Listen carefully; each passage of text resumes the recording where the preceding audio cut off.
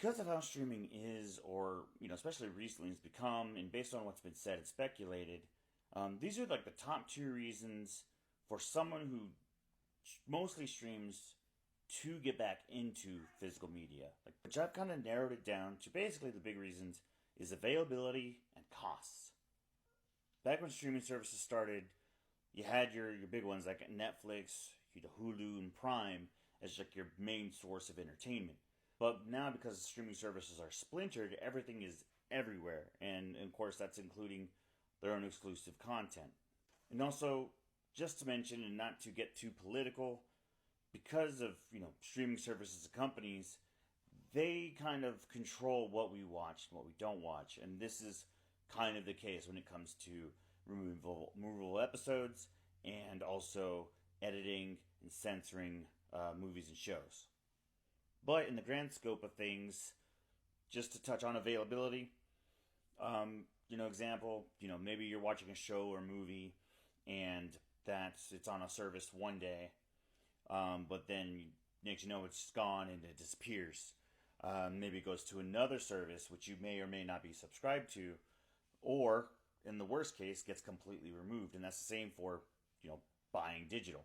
If you were to buy like a movie or show physically, you don't have to worry about it being taken away from you, and you also don't have to worry about a show being censored or edited, besides what's been printed at that time.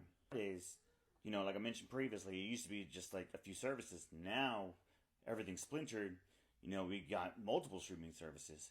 Not only with the multiple streaming services, which are all optional, of course, and depending on who you are, it can be very cheap or very costly. But now, with each of these services, they have tiers, to remove ads, to have so many devices streaming at a time, even for quality, for HD or for 4K. But not only that, the more that we depend on streaming services, the more likely we are subject to price increases. An example, of course, Netflix, being the oldest of them all, has the price increases over time, and even Disney, even most recently.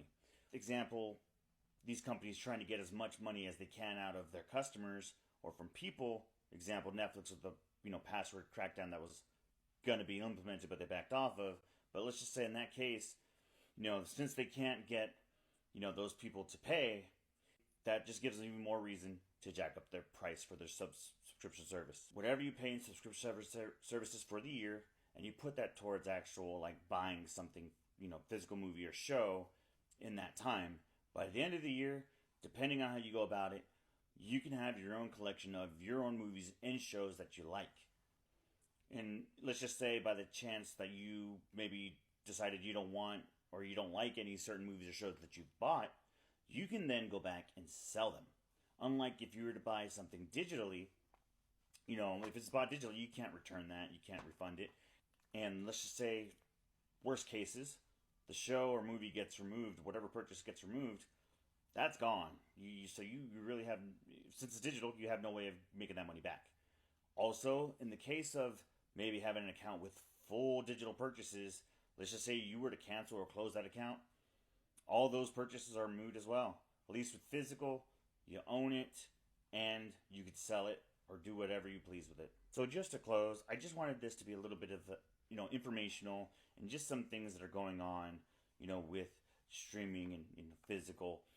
And hopefully this could possibly sway some people, especially if you're somebody that was maybe interested in getting back into buying physical again. But also, it's one of those things where until the all digital future is perfected, these are some of the things that we have to worry about.